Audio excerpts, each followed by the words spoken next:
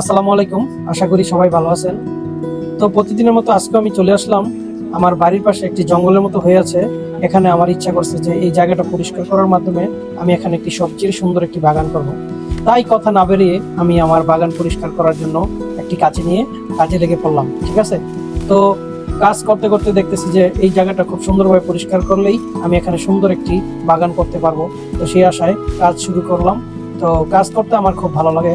কাজ কাজ করলে শরীর মন দুটি খুব ভালো লাগে। ঠিক আছে, তো এই গাছগুলো যখন আমি পরিষ্কার করতেছিলাম তো দেখলাম যে এখানে অনেক অপরিষ্কার অপরিচ্ছন্নত একটি জায়গা, যে ঝাড়ু মারু সব ভাড়াটিয়ারা ফালা গেছে। ঠিক আছে, তো এইগুলো আমি আস্তে আস্তে পরিষ্কার করতেছি। আর আমার এখানে খুব সুন্দর একটি জায়গা, চারদিকে বেষ্টিত ওয়ালের একটি বেষ্টনী দেওয়া আছে। ঠিক আছে, তো আমি এখানে আপনারা কি ফসল লাগালে বা কি ধরনের শাকসবজি লাগালে এই সময় এই মৌসুমে খুব ভালো ফলন আমি পেতে পারি, আপনারা অবশ্যই আমাকে এর বিষয়ে আমার একটা ধারণা দিবেন। ঠিক আছে, তো আমি তো শাকসবজির বিষয়ে অতটা ধারণা আমার নাই, তারপর আমার নিজের অভিজ্ঞতার মাধ্যমে আমি যতটুকু সম্ভব হয় আমি ততটুকু করি। তো এইখানে আমার মোটামুটি যেই জায়গাটা আছে মোটামুটি অনেক সুন্দর একটি স্কোয়ার সাইজের একটি জায়গা। ঠিক আছে, এই ওয়ালগুলো একটা সময় দেখি কিছু সাবান টাবান নিয়ে এই ওয়ালগুলো পরিষ্কার করতে হবে। মশা মাজা দিলে হয়তো ওয়ালগুলো পরিষ্কার হবে।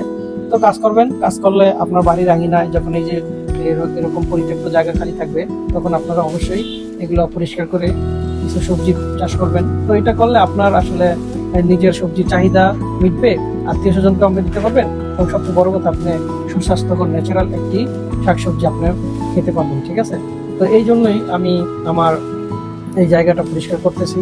পরিষ্কার মোটামুটি আপনাদের সবকিছু আমি আস্তে আস্তে দেখাবো। ঠিক আছে, আর সবসময় কাজে লেগে থাকবেন। কাজ আপনাকে কখনো খালি হাতে ফেরাবে না, এটা আমাদের বসের একটি সুন্দর কথা। সে বলেছে যে কাজ আপনাকে কখনোই খালি হাতে ফিরাবে না।